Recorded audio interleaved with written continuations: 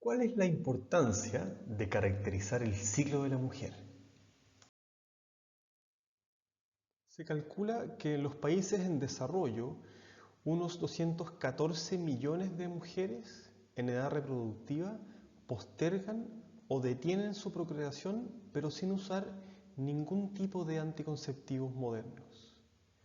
La planificación familiar refuerza el derecho de las personas a decidir el número de hijos que desean tener y el intervalo de los embarazos.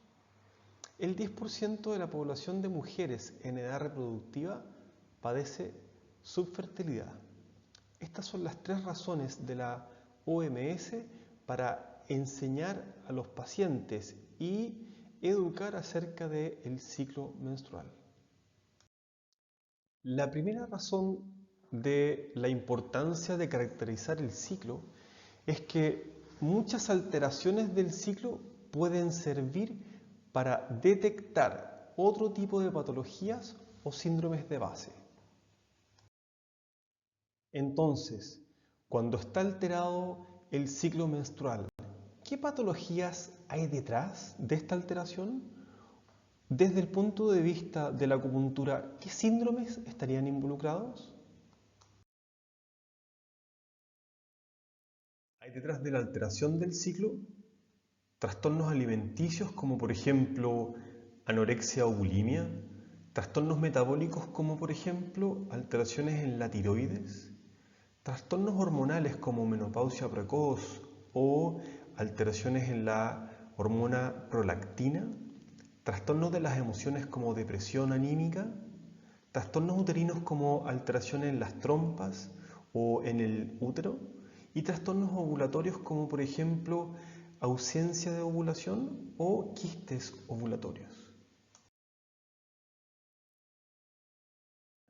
Tenemos una serie de síndromes que pueden dar como resultado alteraciones del ciclo menstrual de la mujer, como por ejemplo síndromes de los órganos internos o SANGFU, síndromes de los meridianos como meridiano Du o Ren o Chongmai, síndromes de las sustancias orgánicas como el chi, la sangre o los fluidos orgánicos, síndromes de las emociones o alteraciones alimenticias. ¿Qué aspecto necesitamos conocer del ciclo de nuestra paciente? Y la respuesta es toda la información necesaria, pero en cuanto a ciclo menstrual, necesitamos la información de cómo fueron sus primeras menstruaciones y de ahí en adelante, cuándo fue su última regla o FUR, si está ocupando o no medicamentos como anticonceptivos, si tiene síntomas de ovulación, si tiene síntomas en cada una de las fases del ciclo que veremos más adelante, o si alguna vez se ha tomado la temperatura corporal basal para poder seguir su ciclo. ¿Cómo y qué cosas son importantes que registres en la ficha clínica de tu paciente? El primer y el último día del ciclo te van a dar el largo del ciclo. Vas a tener muchas veces ciclos largos o ciclos cortos. También los cambios en el moco cervical van a permitir ir acotando la ventana de fertilidad. Eso quiere decir cuándo tu paciente es más fértil. La cantidad y duración del flujo menstrual va a permitir reconocer ciertos síntomas como sangramiento intermenstrual o spotting. También síntomas de ovulación, debes registrarlos, síntomas premenstruales y la temperatura corporal basal.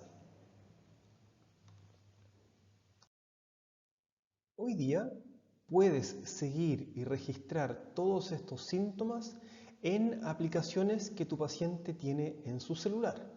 Estas aplicaciones tienen campos y formas de seteos que permiten establecer la ventana de fertilidad o cuando probablemente tu paciente está más fértil.